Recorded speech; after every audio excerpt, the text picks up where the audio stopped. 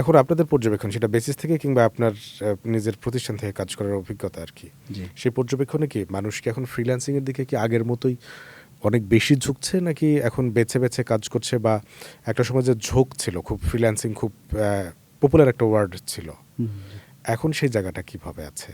না এখনও যারা বেসিক্যালি এখন যারা প্রাইভেট ইউনিভার্সিটিগুলোতে পড়ে আমি দেখেছি এদের ভিতরে ফ্রিল্যান্সিং এর ঝোঁকটা বেশি। কারণটা তো হচ্ছে সাকসেস? সাকসেস রেটটাও ভালো, খারাপ না একদমই। কেন এরা জানে যে আমি সেলফ ডিপেন্ডেন্ট হব, আমি ডলার ইনকাম করব, আমি কোথাও একটা জবের পাশাপাশি যদি আমি একটা কাজ করতে পারি, একটা স্কিল তৈরি হয় এবং আমি ভালো একটা আর্নিং করতে পারি, তাহলে আমি সেই সুযোগটা ছাড়বো কেন? কেননা এইখানে কাজে রিল্যাক্সেশন আছে। যার জন্য তো ফ্রিল্যান্সিং, ইচ্ছা হ্যাঁ, মতো কাজ করব, দক্ষতা ইচ্ছা যোগ্যতা মতো। মিলায় হ্যাঁ, বেশি পরিমাণে আর্ন করব। আপনার ট্রেনিং থাকলে ওয়েপন যখন যেকোনো জায়গা থেকে আপনি চালাতে পারবেন, তাই না?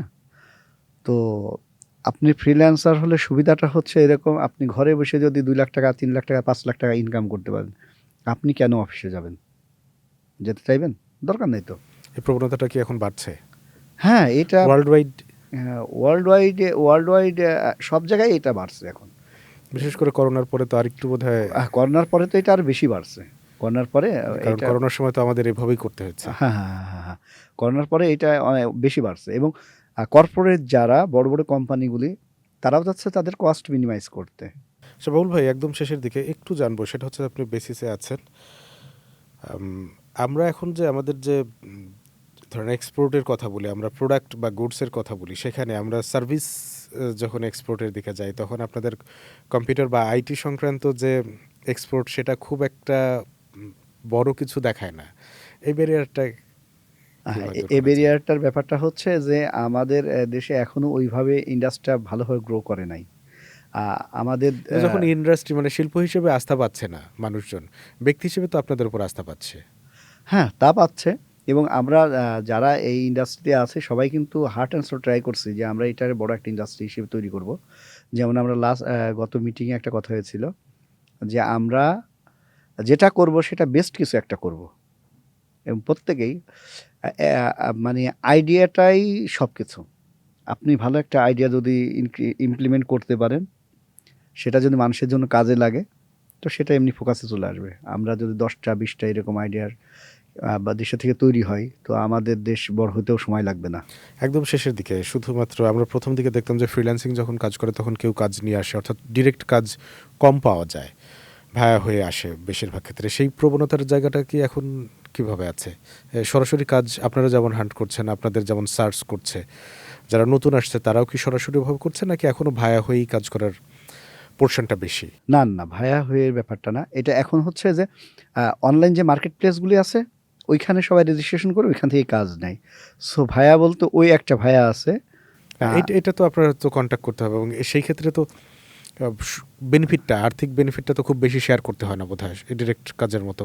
না, ডিরেক্ট কাজে তো কোনো বেনিফিট শেয়ার নেই। ওইখানে কিন্তু বেনিফিট শেয়ার আছে। আপনাকে 20% 10% এরকম দিতে হবে কাজ পেলে।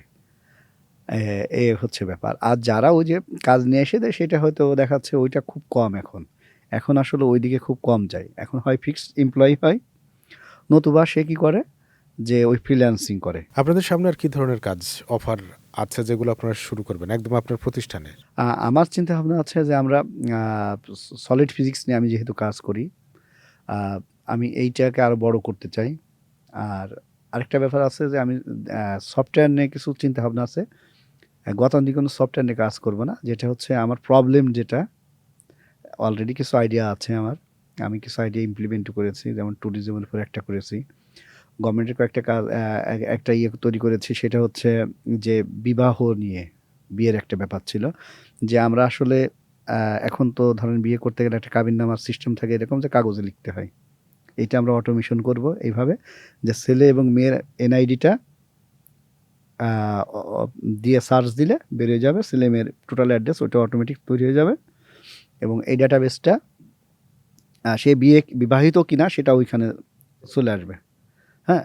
এইটা হলে কি হবে? বহুবিবাহটা বন্ধ হবে।